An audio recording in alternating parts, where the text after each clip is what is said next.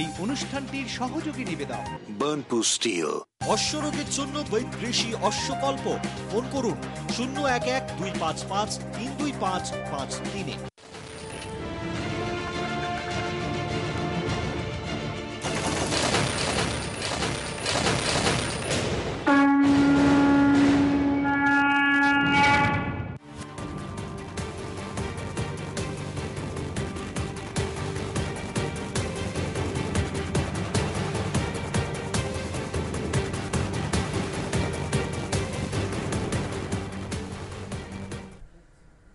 নমস্কার, রণক্ষেত্রের আজকের সন্ধ্যায় আপনাদের সবাইকে স্বাগত। আমি সুজিত চট্টোপাধ্যায় আছি আপনাদের সঙ্গে।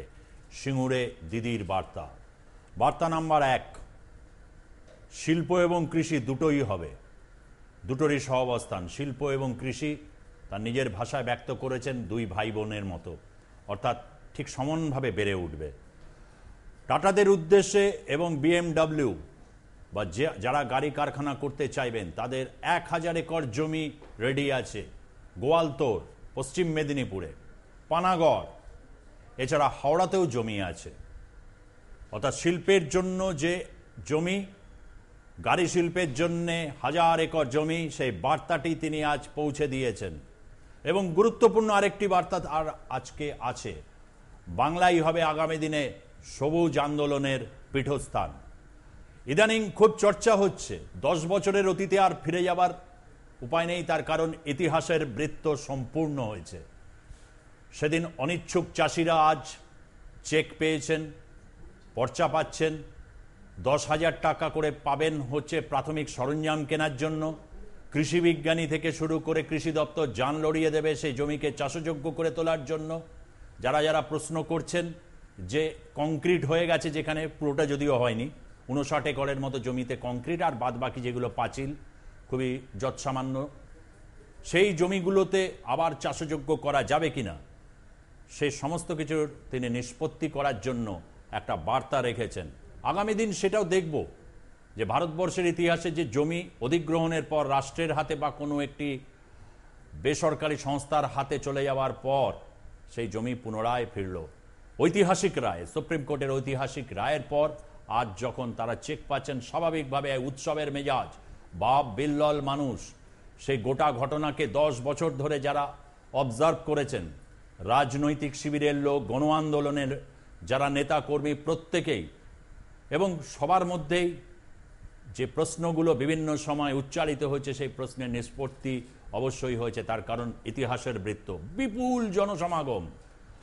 আজ সিঙ্গুরে সেই বিপুল জনসমাগমে সাক্ষী থেকেছে গোটা দেশ। সেখানে অনিচ্ছুক চাষিরা যেমন পাচ্ছেন, যারা সেদিন জমি দিয়েছিলেন ইচ্ছুক, যদিও মমতা বন্দ্যোপাধ্যায় বলেছেন যে অনেকেই সেদিন বাধ্য হয়ে দিয়েছিলেন, সেটাও তিনি বলেছেন, প্রত্যেকেই আজ তারা তৃপ্ত নিঃসন্দেহে। এবং শিল্প হবে কি না, অনেকেই বলেছেন যে শিল্প নাকি এখানে অগস্ত্য যাত্রা হয়েছে, তাদের উদ্দেশ্য বার্তা। এবং স্কোয়ার ফুট ইকোনমি নিয়ে একটা শব্দ খুব চালু হয়েছে ইদানিং, এই শব্দটিকে রণক্ষেত্রের দর্শকদের সাথেও পরিচিত করানোর চেষ্টা করছি, যে শিল্প, আবাসন, স্কোয়ার ফুট ইকোনমির থেকে আজ ইকোলজি অর্থাৎ পরিবেশের বিষয়টাও তিনি বার্তা দিয়েছেন। যদি সেদিন সিঙ্গুরে প্রথম ফসল উঠবে, কথা দিচ্ছি, সেদিন ওখান থেকেই আমরা আবার বৃত্তের একটা নতুন আজকে পর্যায় যে শুরু হলো, সেদিনও ঠিক সিঙ্গুর যে উৎসব মুখর হবে এটা বলাই বাহুল্য। কি বার্তাটা রেখেছেন শিল্পের জন্য প্রথমে মমতা বন্দ্যোপাধ্যায়, সে অংশটুকু শুনব।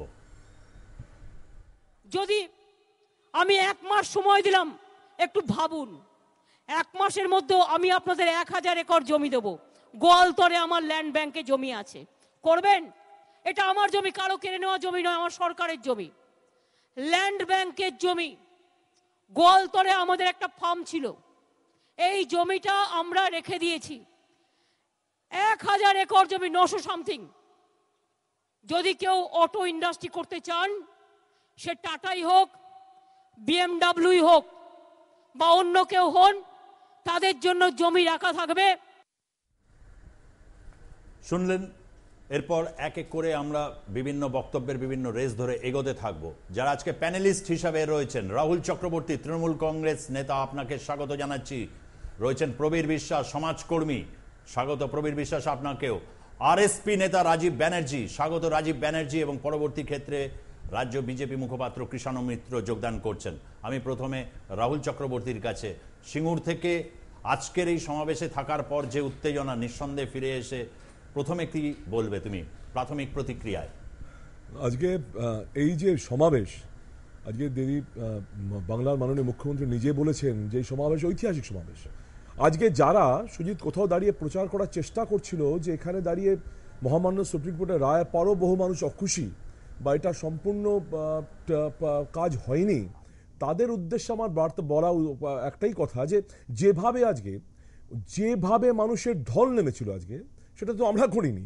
আজকে যেভাবে মানুষ স্বতঃস্ফূর্তভাবে সিঙ্গুরের সমস্ত কিছু স্তব্ধ করে দিয়ে যে মানুষের ঢল দেখলাম, এটা অভূতপূর্ব এক কথা। মানুষ যেভাবে সাড়া দেবেন একথা ভাবাই যায়নি, এটা এইভাবে মানুষের ঢল। সুতরাং এই ঐতিহাসিক সমাবেশ মানুষের জয়। দিদিমণি যেটা বলেছেন বাংলার মাননীয় মুখ্যমন্ত্রী মমতা বন্দ্যোপাধ্যায়, যে এই ঢল মানুষের ঢল, এই জয় মানুষের জয়। এবং এই জয় এটাই প্রমাণ করে মমতা বন্দ্যোপাধ্যায় যে কথা দিয়েছিলেন, বাংলার মানুষ, বাংলার অনিচ্ছুক চাষিরা, বাংলার অনিচ্ছুক কৃষক, একটা সম্প্রদায় যে মানুষ বাংলায় দাঁড়িয়ে মমতা বন্দ্যোপাধ্যায়কে সেই দিন বিশ্বাস করেছিলেন, যারা মমতা বন্দ্যোপাধ্যায় আস্থা রেখেছিলেন, তাদের জয়, তাদের সেই আস্থার জয়, তাই সেই বিশ্বাসে মর্যাদা মমতা দিয়েছেন। সেটা আরো ভাল লাগছে যে মহামান্য সুপ্রিম কোর্টের রায়ের মাধ্যমে সেই আস্থাটাকে এখানে ভিত্তি স্থাপন হয়েছে। আর দ্বিতীয়ত, আজকে মমতা বন্দ্যোপাধ্যায় বুঝিয়ে দিয়েছেন যে পরিকল্পনা করে, আজকে চক্রান্ত করে একটা পারসেপশনকে তৈরি করার যারা অপচেষ্টা চলেছে বহুদিন যাবত, যে মমতা বন্দ্যোপাধ্যায় শিল্প বিরোধী। এই যে সুকৌশলে বিরোধীরা এই বার্তাটা সারা বাংলা কেন সারা ভারতবর্ষে চাপিয়ে দেওয়ার চেষ্টা করেছেন যে মমতা বন্দ্যোপাধ্যায় শিল্প চান না, তিনি শিল্প বিরোধী। আজকের দিনে দাঁড়িয়ে মমতা বন্দ্যোপাধ্যায় এটা প্রমাণ করেছেন। তখনও এটা মিথ্যে ছিল, এখনও এটা মিথ্যে। শিল্পের বিরোধী মমতা বন্দ্যোপাধ্যায় কোনোদিন ছিলেন না, কোনো কালেও ছিলেন না। মমতা বন্দ্যোপাধ্যায়ের এই যেভাবে জমি অধিগ্রহণ হয়েছে, এই প্রক্রিয়ার বিরুদ্ধে ছিলেন। এই প্রক্রিয়ায় যে অমানবিকভাবে মানুষের জমি বলপূর্বক ছিনিয়ে নেওয়া হয়েছে, এই প্রক্রিয়ার বিরুদ্ধে মমতা বন্দ্যোপাধ্যায় সোচ্চার হয়েছিলেন। তাই আজকের দিনে দাঁড়িয়ে যত অট্টালিকা, যত বড় বড় শিল্প আমরা দেখি, যদি এই ধরনের 1894 ড্রেকোডিয়ান অ্যাক্ট অনুযায়ী সেই অধিগ্রহণ করা হয়ে থাকে, তার পেছনে যত হাহাকার, যত মর্মবেদী কান্না, মানুষের দুঃখ লুকিয়ে আছে, আজকে সেই আন্দোলন যদি ভারতবর্ষে আবার হয়ে থাকে, তাহলে তার জন্য সবচেয়ে আগে মমতা বন্দ্যোপাধ্যায়ের নাম আসবে, এতে কোনো সন্দেহ নেই। আমি আসবো রাজীব ব্যানার্জির কাছে, আমি আসছি। রাজীব ব্যানার্জি, আরএসপি নেতা, হিস্টোরিক্যাল সুইসাইড বলেছিলেন, সত্যি কি হিস্টোরিক্যাল সুইসাইডের জায়গায় গিয়ে বামেরা দাঁড়ালো, না আজকের পর একটা নতুন রিয়ালাইজেশনের দিকে যাওয়া সম্ভবপর হবে যে অতীতের সেই ভুল থেকে যে কৃষি শিল্প একেবারে সামগ্রিক সহাবস্থান করতে পারে ভাই এবং বোনের মতো, এবং ভবিষ্যতে বাংলা হবে সবুজ আন্দোলন, সবুজের একটা প্রতীক হয়ে উঠবে, সে কথাটিও মমতা বন্দ্যোপাধ্যায় বলেছেন। একজন বামপন্থী শিবিরের একজন নেতৃত্বকারী তরুণ নেতা হিসেবে কিভাবে এটাকে ব্যক্ত করবে? দেখুন, প্রথম কথা সেটি হচ্ছে যে আমার আজকে দলের পক্ষ থেকে অত্যন্ত গর্বের সঙ্গে কথা বলতে পারি যে পশ্চিমবাংলার বুকে তদানীন্তন বামফ্রন্ট সরকার যে প্রক্রিয়ার মধ্য দিয়ে এই শিল্পায়নের গতিটাকে নিয়ে যাওয়ার চেষ্টা করেছিলেন, আমার দল সেই সময়কাল থেকেই কিন্তু অত্যন্ত দায়িত্ব সহকারে সমস্ত স্তরে, ক্যাবিনেট থেকে আরম্ভ করে বামফ্রন্টের অভ্যন্তরে সমস্ত স্তরে আমার দলের পক্ষ থেকে বারে বারেই একটি কথা বলার চেষ্টা করা হয়েছে যে প্রক্রিয়াটা নিয়ে ভাবা দরকার। এই প্রক্রিয়াটাকে এইভাবে, সমস্ত বিষয়টাকে এইভাবে ভাবনা চিন্তা করা, এটা অত্যন্ত অন্যায় হচ্ছে, এটা ভুল পদক্ষেপ হচ্ছে। দ্বিতীয়ত যেটি বিষয় সেটি হচ্ছে যে সুজিতদা, আপনি প্রবীণ সাংবাদিক, ইতিহাসের কথা আপনি বলছিলেন, আপনি নিশ্চয়ই আমার সঙ্গে সহমত হবেন যে আমাদের রাজ্যে সেই সময়কালে আমার দলের পক্ষ থেকে আমরা ল্যান্ড ব্যাংকের কথা বামফ্রন্টের মন্ত্রিসভা থেকে শুরু করে বামফ্রন্টের অভ্যন্তরে বারংবার বলেছিলাম। এক। দ্বিতীয়ত সেটি হচ্ছে যে এই যে বহু ফসলি জমি নিয়ে নেওয়া, শিল্পের জন্য নিয়ে নেওয়া, এই যে প্রক্রিয়া, এবং যে প্রক্রিয়াতে শিল্পায়নটাকে করার একটা প্রয়াস করা হয়েছিল, আমার দল 1994 সালে প্রথম কিন্তু এই বিরোধিতা করেছিল। 1994 সাল থেকে প্রক্রিয়াটি নিয়ে আমাদেরও আপত্তি ছিল। খুব স্বাভাবিকভাবেই সিঙ্গুরের এই ঘটনা, এটা যে ঘটবে, এটা আমাদের কাছে নতুন কোনো বিষয় নয়, এটা আমরা আগেই বুঝেছিলাম। এবং বুঝেছিলাম বলেই আপনি নিশ্চয়ই আপনার খেয়াল আছে সুজিতদা, যে মহাজাতি সদনে প্রয়াত কমরেড অশোক ঘোষকে সামনে রেখে যে প্রক্রিয়াটা গ্রহণ করা হয়েছিল, তার নেপথ্যে যিনি মূল কাণ্ডারির ভূমিকা গ্রহণ করেছিলেন তার নাম আজকের আরএসপি রাজ্য সম্পাদক কমরেড ক্ষিতি গোস্বামী।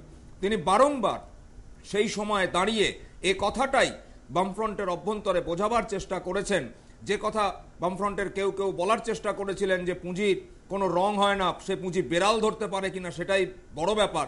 অনেকে কথাও বলেছিলেন পঙ্গু পুঁজিবাদকে সবল করার দায়িত্ব তারা গ্রহণ করেছিলেন। আজকে তারা জবাব দেবেন, আমার দলের জবাব দেওয়ার কিছু নেই, কারণ আমার বামফ্রন্টের হয়ে যদি সরুক দল হয়ে একটা তো কোথাও একটা তো দায়বদ্ধতা থেকে যায়। আচ্ছা, জবাব দেওয়ার যদি বিষয় নাও বা থাকে, কোথাও যদি এই সংসদীয় রাজনীতিতে যখন অংশগ্রহণ করেন, তখন আজকে মমতা বন্দ্যোপাধ্যায় যে বার্তাটা দিয়েছেন সেই বার্তাটি সম্পর্কে অন্তত প্রতিক্রিয়াটা দিন। সেই বার্তাটি সম্পর্কে প্রতিক্রিয়া তো এখানেও আমার দলের সেই সময়কালে আপনার কাছেও সে বই রয়েছে, শিল্পের অভিমুখটা কোন দিকে হবে। বারংবার আমার দল তো সেই জায়গাটাকেই বলার চেষ্টা করেছে। অর্থাৎ বামফ্রন্ট যে কথা বলেছিল, কৃষি আমাদের ভিত্তি, শিল্প আমাদের ভবিষ্যৎ, এই কৃষি ভিত্তিটাকে বজায় রেখেই যে প্রক্রিয়াটা এগোনো দরকার, ইন্ডাস্ট্রিয়ালাইজেশন প্রসেসের দিকে এগোনো দরকার, সেইখানে অভিমুখটা কি হবে এ বিষয়ে আমি আসছি, আমি একটু সরাসরি চলে যাচ্ছি হচ্ছে সিঙ্গুরের কাছাকাছি। সেখানে রয়েছেন, সিঙ্গুরের কাছেই রয়েছেন রণজয় মুখার্জি, আমাদের প্রতিনিধি সাংবাদিক। রণজয়, গোটা দিন ধরে রণজয়, স্বর্ণেন্দু এবং বিশ্বজিৎ ভট্টাচার্য তিনজনেই দিনভর সিঙ্গুর থেকে যে উচ্ছ্বাস, আবেগ, যে বক্তব্যগুলো উঠে এসেছে আপনাদেরকে জানিয়েছে। এই মুহূর্তে সরাসরি রণজয়, চেক পর্চা হাতে পাওয়ার পর ওখানকার কৃষক যারা রয়েছেন তাদের প্রতিক্রিয়া কি বলছেন, তারা কি বুঝলে?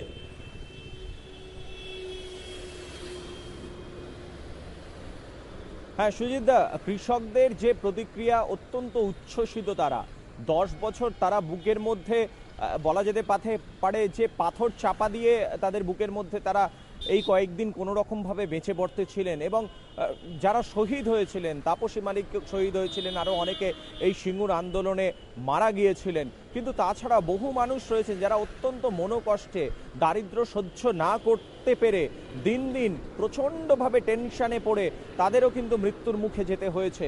এবং অবশেষে এই 10 বছরের যে দীর্ঘ লড়াই, তারপরে আজকের যে দিন সুপ্রিম কোর্ট, দেশের মহামান্য সর্বোচ্চ আদালত রায় দেওয়ার পরে মমতা বন্দ্যোপাধ্যায় রাজ্যের মুখ্যমন্ত্রী, তিনি আজকে চেক তুলে দিয়েছেন, অনেকের হাতেই চেক তুলে দিয়েছেন। 350-র মতো চেক মমতা বন্দ্যোপাধ্যায় নিজের হাতে তুলে দিয়েছেন, এবং পার্থ চট্টোপাধ্যায়, সুব্রত বক্সী, মুকুল রায়, অরূপ বিশ্বাস তাদেরকে নির্দেশ দিয়েছেন যে ফ্লাড লাইট জেলে ক্যাম্প করে যেখানে মঞ্চ হয়েছে ঠিক সেখান থেকেই বাকিদের চেক বিতরণ করা হবে।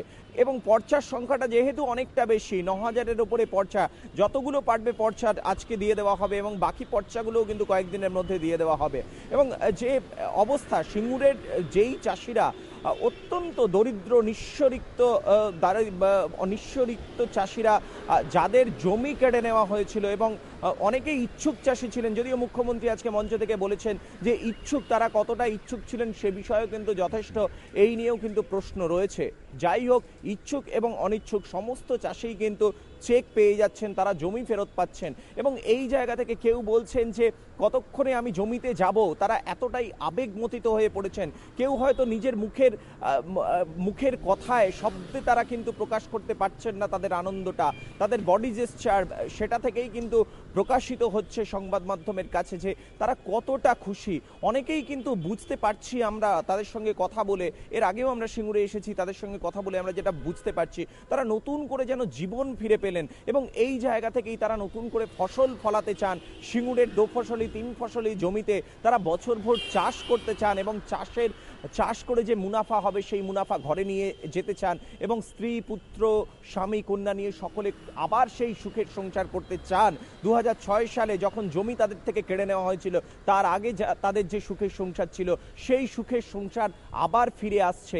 এই জন্যই কিন্তু একটা মুখে হাসির ঝিলিক দেখা গিয়েছে। ধন্যবাদ। রণজয় মুখার্জি ছিলেন হচ্ছে সিঙ্গুর থেকে। আমরা তার প্রতিক্রিয়া শুনলাম যে স্বাভাবিকভাবে ফসল তারা আবার ফলাতে চান। আমি চলে আসছি প্রবীর বিশ্বাস, সমাজকর্মী।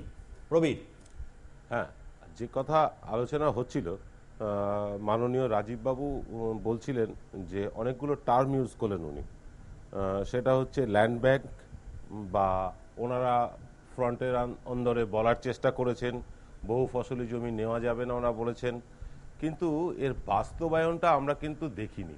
মানে ওনাদের বলাটা ততটা জোরালো ছিল না, আমরা এটা লক্ষ্য করেছি। ওনারা ওই অনেকটা সিপিএম এর ইয়েসম্যানে পরিণত হয়েছিলেন, তো মানে সিপিএম যা বলতেন ওটাই বামফ্রন্টের বলা ছিল। অতএব এখন এই কথাগুলো আমার কাছে সম্পূর্ণ দ্বিচারিতা মনে হচ্ছে। কারণ আজকে যে শিল্পের অভিমুখটা মমতা বন্দ্যোপাধ্যায় ঠিক করে দিলেন, যে ইকোলজিকে বজায় রেখে তারপরে শিল্প, আপনি বলছিলেন স্কোয়ার ফিট ইকোনমির কথা, এই যে রাস্তাঘাট, সড়ক, ফ্ল্যাট ইত্যাদি বানিয়ে যে ইকোনমি, সেই ইকোনমি কিন্তু চলবে না। পশ্চিমবাংলার নদীমাতৃক দেশ, এখানে উর্বর জমি, এইখানে কৃষিভিত্তিক কাজ যদি আমরা করতে পারি, শিল্প অবশ্যই দরকার, শিল্প অবশ্যই আসবে, কিন্তু কৃষিকে বাঁচিয়ে, যেটা রাহুলবাবু বলছিলেন যে কৃষিকে বাঁচিয়ে তবে শিল্প করতে হবে। আমরা কিন্তু শিল্প প্রধান রাজ্য নই, এটা মনে রাখতে হবে। গুজরাট বা আপনার হরিয়ানা, মাফ করবেন, গুজরাট বা মহারাষ্ট্রের মতন আমরা কিন্তু শিল্প প্রধান নই, আমরা কিন্তু কৃষি প্রধান রাজ্য, এটা মনে রাখতে হবে। বাংলা চিরকালই সুজলা সুফলা শস্য শ্যামলা, এইটাকে বজায় রেখে আমরা যাতে শিল্প গড়তে পারি। এবং আজকে মাননীয় মুখ্যমন্ত্রী খুব উদাত্ত গলায় বললেন যে আসুন শিল্প করতে, আমার কাছে 1000 একর জমি তৈরি আছে, বিএমডব্লিউ হোক বা টাটা হোক, অর্থাৎ স্বদেশি হোক বা বিদেশি হোক, যে কোনো বিনিয়োগকে তিনি স্বাগত জানাচ্ছেন। এটা বাংলার মানুষের কাছে একটা নতুন প্রাপ্তি, যেটা রাহুলবাবু বলছিলেন, রাহুলবাবুর সাথে আমি সম্পূর্ণ একমত। কোনো একটি সংবাদ মাধ্যম এবং এক শ্রেণীর বুদ্ধিজীবী মমতা বন্দ্যোপাধ্যায় সম্বন্ধে তকমা লাগিয়েছিলেন শিল্প বিরোধী বলে। আমরা তখন তার বিরোধী, একজন সমাজকর্মী হিসেবে আমি তখন তার বিরোধিতা করেছিলাম, আজও করছি। মমতা বন্দ্যোপাধ্যায় কখনোই শিল্পের সাথে কৃষির বিরোধ লাগাতে চাননি। এটা একটা আর্টিফিশিয়াল বিরোধ এক শ্রেণীর মিডিয়া এবং কিছু বুদ্ধিজীবীরা তৈরি করেছিলেন, এবং যার ফলে মানে এই যে এটা কত বড় মিথ্যে, সেটার ফল আমরা দেখেছি গত নির্বাচনগুলোতে। মানুষ কিন্তু তাদের এই কথা বিশ্বাস করেননি। আসবো কৃষাণু মিত্র। না, এখন বিষয়টা সুজিতদা, আমি তো একটু অনেক পরে বলতে শুরু করছি। মানে এখানে এতক্ষণ শুনলাম, তার মধ্যে যিনি বামফ্রন্টের প্রতিনিধি উনি যেটা বললেন, মানে আমি যতটা প্রত্যক্ষ করেছি সেই সময়কার রাজনীতি কিংবা জানি, মানে সেই দিনকে রাত করার মতো শুনলাম। তার কারণ হচ্ছে দুটো তথ্য আমি আপনাদের কাছে তুলে ধরতে চাই। সেটা হচ্ছে যে এই যে সিঙ্গুরে ল্যান্ড অ্যাকুইজিশন বা জমি অধিগ্রহণ, এটা কিন্তু একটা ক্যাবিনেট ডিসিশনের পরে হয়েছিল। সেই ক্যাবিনেট ডিসিশনটা কিন্তু আমাদেরকে অন্তত, ক্যাবিনেট ডিসিশনটা তো আমরা ক্যাবিনেটটাকে হতে দেখিনি, যা সরকার জানিয়েছেন মিডিয়াকে সেটাই আমি জানি। তো সেই সময় যে ক্যাবিনেট ডিসিশনের কথা মিডিয়াতে এসছিল, তাতে বলা হয়েছিল সর্বসম্মতক্রমে। তো আশা করি তৎকালীন ক্যাবিনেটে শুধু সিপিএমের মন্ত্রী ছিলেন না, যতজন শরিক দলের ক্যাবিনেট মিনিস্টার ছিল তারা সেখানে ছিলেন, তারা কেউ বিরোধিতা করেননি। অথচ এখানে মানে ওই যেইভাবে ভারতবর্ষের ইতিহাস অনেক জায়গা বামপন্থীরা বিকৃত করেছে, ওইভাবেই কিছু বছর আগেকার ইতিহাসও একটা বিকৃত করার চেষ্টাই আমার মনে হলো। আরেকটা কথা আমি বলতে চাই যে যদিও এখানে কোনো কংগ্রেসের প্রতিনিধি নেই, এই ইদানিং কংগ্রেসের পার্টিগতভাবে, দলগতভাবে অবস্থানও আমি দেখছি যে তারাও এটার অনেক সমালোচনা করছেন। কিন্তু আমি জানিয়ে রাখি যে আরেকটা ক্যাবিনেট ডিসিশন হয়েছিল 2011 সালে, এই টিএমসি সরকার আসার ঠিক পরে। সম্ভবত প্রথম যে ডিসিশনটা হয়েছিল সেটা হচ্ছিল যে তারা ক্যাবিনেট ডিসিশনের মারফত এই সরকার, মানে আগের টার্মে, তারা ঠিক করেছিলেন যে সিঙ্গুরের অনিচ্ছুক কৃষকদের জমি ফেরত দেওয়া হবে।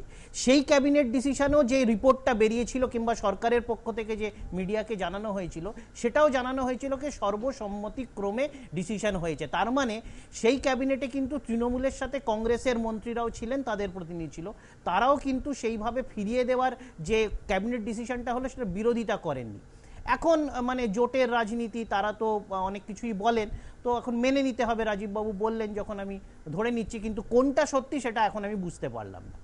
যখন থেকে বিজেপির প্রশ্ন, হ্যাঁ, বিজেপির প্রশ্ন বলছি যে না, রাজ্য বিজেপি কেন্দ্র বিজেপির কোনো তফাৎ নেই এই ইস্যুটাতে, কোনো ইস্যুতেই নেই। তো বিষয়টা হচ্ছে যে আমরা 10 বছর আগে যেই অবস্থান নিয়েছিলাম কিংবা যে কথা বলেছিলাম, আজকেও আমরা এক চুলো আমাদের ডিগবাজিও খেতে হচ্ছে না, আমাদের দিনকে রাত করতে হচ্ছে না, তথ্য বিকৃত করছে কিচ্ছু না। আমরা সেই দিন বলেছিলাম যে পশ্চিমবাংলার যে বেকারত্ব, পশ্চিমবাংলার মাথায় যে দেনা, যে ঋণ, তাতে মাস স্কেল এমপ্লয়মেন্ট জেনারেশন বা এই ঋণ শোধ করার জন্য যেইভাবে আমাদের রেভিনিউ জেনারেশন, এইগুলো একমাত্র মাস স্কেল ইন্ডাস্ট্রিয়ালাইজেশন এবং labour intensive industrialisation, manufacturing sector, আর তার অন্যথা আর কিছু হতে পারে না। আমরা হয়তো আইটি সেক্টরকে অ্যাট্রাক্ট করার অনেক সেক্টরকে আছে, সুযোগ আছে, সেটাও হওয়া উচিত, কিন্তু মাস স্কেল যদি আপনি এমপ্লয়মেন্ট জেনারেশন করতে চান, বৃহৎ সংখ্যা বেকারত্ব দূরীকরণ করতে চান, তাহলে আপনার ম্যানুফ্যাকচারিং সেক্টরকেই আনতে হবে।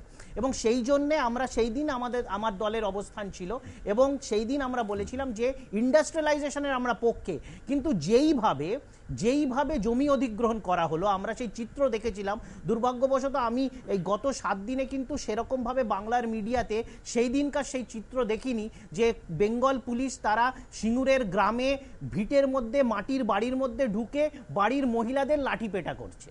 তো সেই চিত্রটা আমরা সেই দিন দেখে শিহরিত হয়েছিলাম। তার কারণ হচ্ছে কোনো প্রক্রিয়া এইভাবে হতে পারে না যে মানুষকে ঠেঙিয়ে, মানুষকে পিটিয়ে এইভাবে একটা শিল্প হচ্ছে, তার উপর ত্রিফসলা জমি, তারপরে সেখানকার যে ফসলের কোয়ালিটি, এগুলো তো আছেই, যেটা একটু আগে প্রবীরবাবু যেটা বলছিলেন যে আমাদের এটা এগ্রিকালচারাল বেসড ইকোনমি আমাদের ছিলাম। কিন্তু প্রবীরবাবুকে আমি একটা জায়গায় মনে করে দিতে পারবো, ওনার নিশ্চয়ই ব্যাখ্যা আছে, সেটা হচ্ছে যে যদি আমরা আজ থেকে 40, 50, 60 বছর আগে দেখি, সেখানে কিন্তু বাংলা কিন্তু ইন্ডাস্ট্রিয়ালাইজ স্টেটের মধ্যে ধরা হতো। আমি যদি 47-এর পর দেখি, তারপরেও প্রায় 15-18 বছর অবধি সেখানে কিন্তু ভারতবর্ষের টপ 5টা ইন্ডাস্ট্রিয়ালাইজ স্টেটের মধ্যে বাংলা ছিল।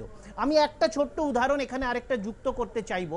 দেখুন, এখানে আমরা শিল্পর কথা বলছি, আমরা অটোমোবাইল কিংবা লেবার ইন্টেন্সিভ এবং এমপ্লয়মেন্ট, মাস স্কেল এমপ্লয়মেন্ট জেনারেশন। আমি একটা ছোট্ট তথ্য তুলে ধরতে চাইবো যে হোশিয়ারি শিল্পটা আমাদের এই রাজ্যে, কৃষ্ণ শুধু একটা অ্যাড করে দিই তোমাকে, যে কথাটি আজকে গোটা ভারতবর্ষের একটা অগ্রবর্তী অংশ থেকে আসছে, অগ্রবর্তী অংশ বলছি, যে কোথাও একটা পরিবেশ বাঁচিয়ে শিল্প, গোটা ইউরোপ, পৃথিবী জুড়ে যেটা আওয়াজ, সেখানেও কিন্তু মমতা বন্দ্যোপাধ্যায় বলেছেন এই কথাটি, কিন্তু যে আগামী দিনে সবুজ, মানে সবুজের প্রাণভূমি হবে বাংলা, অর্থাৎ কৃষি, শিল্প এবং পরিবেশ বাঁচিয়ে, তাহলে তো বলা যেতে পারে একটা নতুন দিগন্তে আমরা পৌঁছতে চাইছি। সুজিতদা, দেখুন, আমরা কোনো জিনিসের অতিশয়োক্তি ঠিক হবে না। তার কারণ হচ্ছে আমরা একটু কৃষ্ণ একটা সংক্ষিপ্ত বিরতির পর আবারও ফিরছি, সঙ্গে থাকুন।